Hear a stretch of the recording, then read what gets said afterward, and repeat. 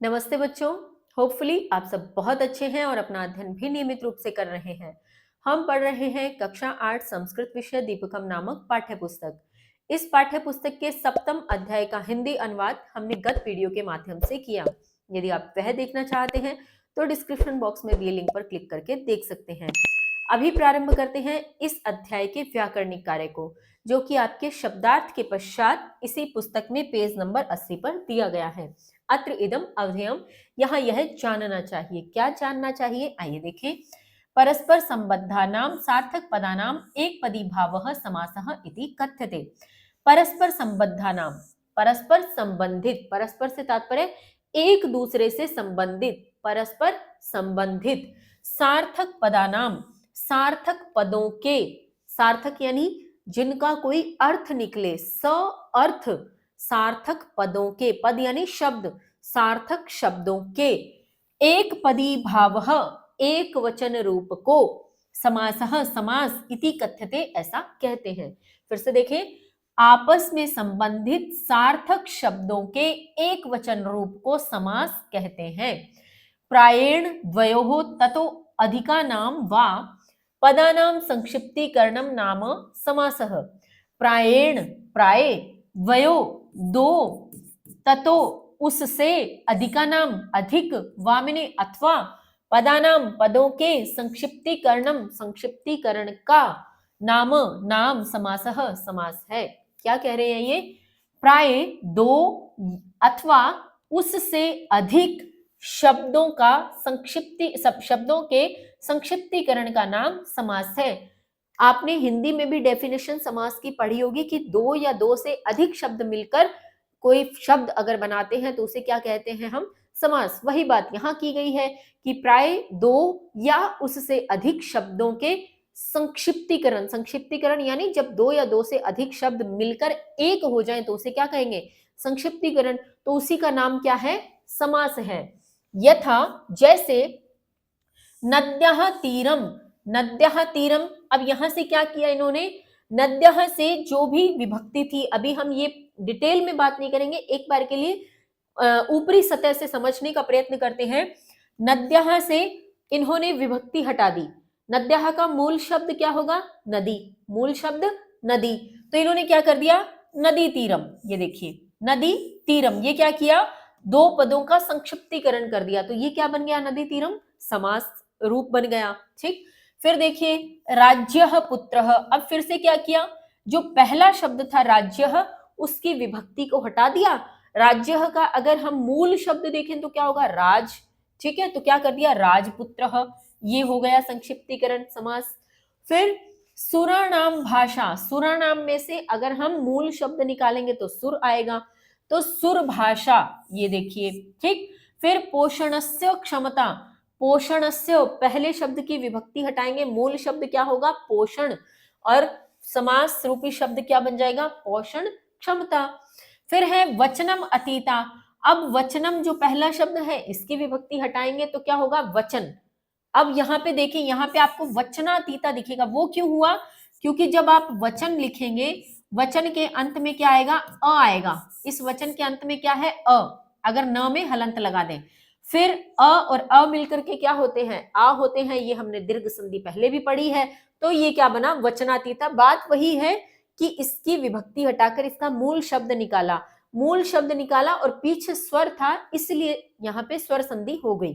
ठीक है, फिर है नव संख्याकः रसः। अब नव संख्याकः में मेन शब्द, मूल शब्द क्या है? नव।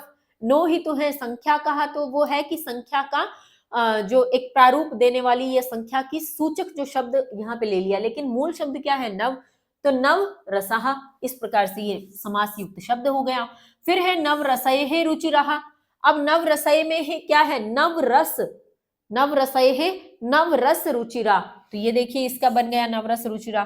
तो कहने का तात्पर्य, यहां से इन्होंने विभक्ति हटाते हुए मूल शब्द निकाले, और मूल शब्द पीछे का जो शब्द है, यानी बाद वाला जो पद है, बाद वाला जो शब्द है, उसको जस का तस रहने दिया। उसमें से कोई विभक्ति वचन कुछ नहीं बदला, केवल पहला जो शब्द था उसकी विभक्ति को हटा करके मूल शब्द के साथ पीछे वाले पद को लगा दिया। तो यहाँ पर समास रूपी संक्षिप्तीकरण हमारे सामने प्रारूप आ गया। फिर समासानाम विविधः प्रभेदः सन्ति, समास के विविध यानी अनेक प्रभेद हैं, अनेक भेद हैं। कौन कौन से? अव्ययी भाव, तत्पुरुष, कर्मधारय, द्विगु, द्वंद्व, बहुव्रीहि च इति, और इस प्रकार से। ये आपने हिंदी में भी पढ़े होंगे कि ये 6 भेद समास के होते हैं। फिर अब यहाँ पे छोटी छोटी एक चर्चा की गई है, बहुत डिटेल में नहीं बताया गया क्योंकि बहुत डिटेल में तो इसका बहुत ज्यादा हो जाएगा फॉर्मेट। मैंने आपसे पूर्व में भी कहा है कि आप अभी 8वीं कक्षा में हैं, तो बहुत एक मोटे स्तर पर आपको जो व्याकरण की यहाँ पे जानकारी दी जा रही है, बहुत डीप, बहुत गहन यहाँ पे अध्ययन हम नहीं करेंगे, क्योंकि गहन अध्ययन यदि यही कर लेंगे तो फिर बड़ी कक्षाओं में संस्कृत में क्या पढ़ेगा कोई। तो इसलिए जितना आपके दिया है हम उतना ही पढ़ेंगे एक बार के लिए, ठीक है। तो अव्ययी भाव समासे प्रायः पूर्वम अव्यय पदस्य प्रयोगः भवति।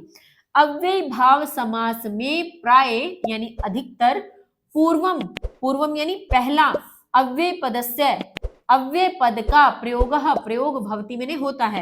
अव्यय भाव समास में प्राय अधिकांशतः पहले अव्यय पद का प्रयोग होता है। पहले अव्यय पद का प्रयोग से तात्पर्य है कि जब हम ये कह रहे हैं दो या दो से अधिक शब्दों के मेल से समास होता है, तो जो दो या दो से अधिक शब्द है उसमें जो पहला शब्द है, पूर्व पद है, पूर्व शब्द है, उसमें अव्यय होता है।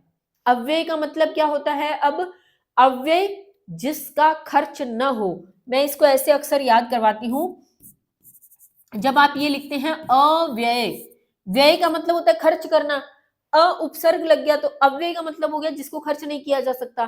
तो जिसको खर्च नहीं किया जा सकता, ऐसे शब्द जिनका किसी भी स्वरूप में परिवर्तन नहीं होता, किसी लिंग में, किसी पुरुष में, किसी भी विभक्ति के आधार पे, किसी भी प्रकार से उनमें कोई परिवर्तन नहीं होता। वो कैसे? अभी एग्जाम्पल एक देखते हैं, समझ आ जाएगा कैसे।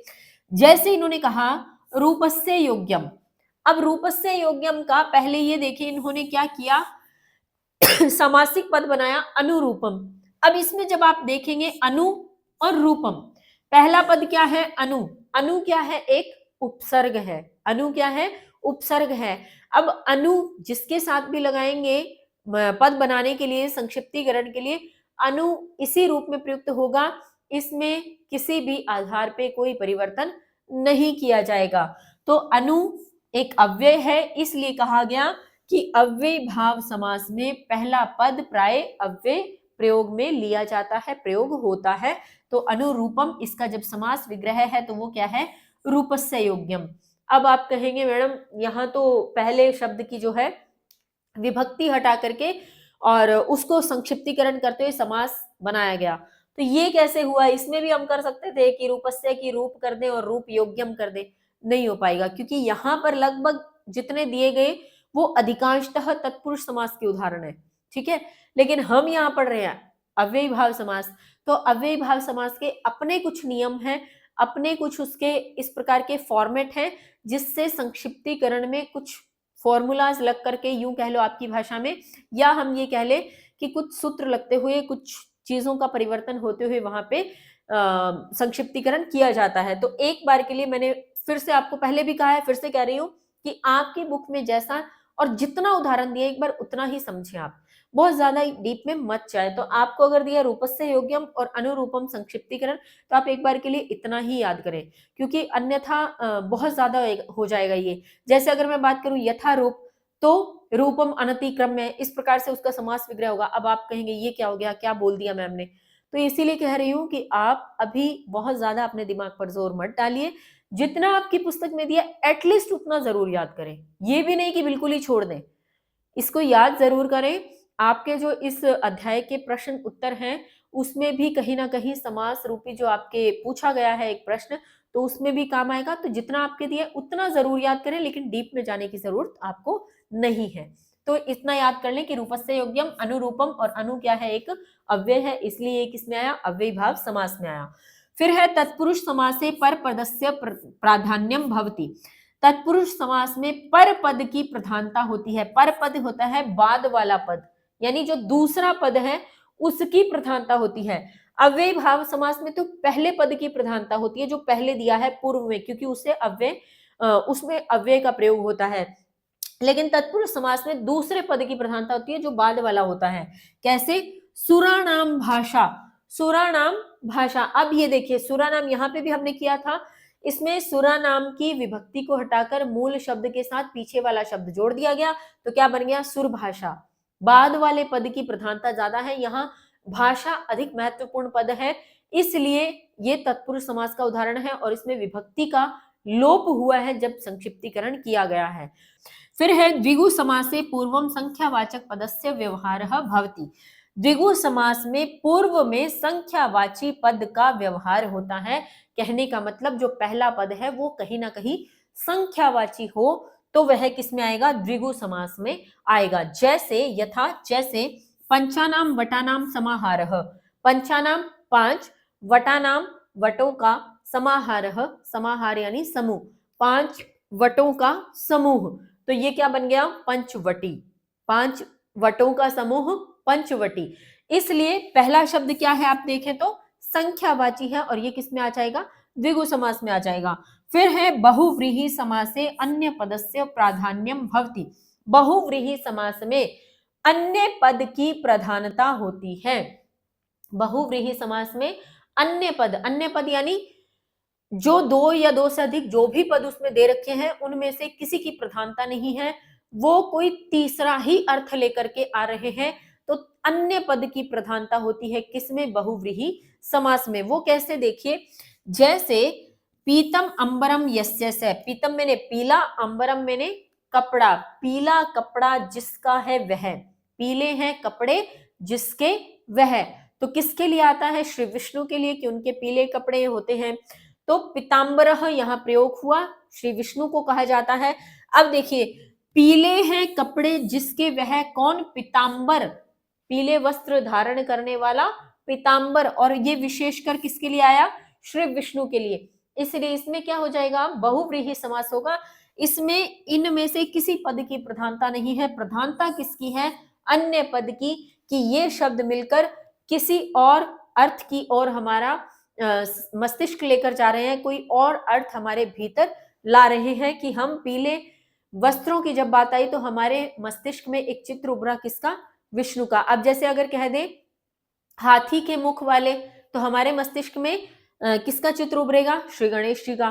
तो इस प्रकार से जो स्वयं प्रधान न होकर अन्य अर्थ को हमारे समक्ष रख दे उसे कहते हैं बहुव्रीहि समास। तो यहाँ आपके वैसे 6 यहाँ पे बताए गए नाम भेदों के, लेकिन यहाँ पे आपके 4 जो समास हैं उनका थोड़ा सा संक्षिप्तीकरण में बताया गया है कि अव्ययी भाव में अव्यय का प्रयोग होता है, तत्पुरुष का बाद का पद प्रधान होता है, द्विगु समास में पहला पद संख्यावाची होता है और बहुव्रीहि समास अन्य अर्थ को प्रदान करता है। तो इतनी जानकारी आपके इस अध्याय में दी गई है व्याकरण से संबंधित, आप इसको याद करिए, समझिए।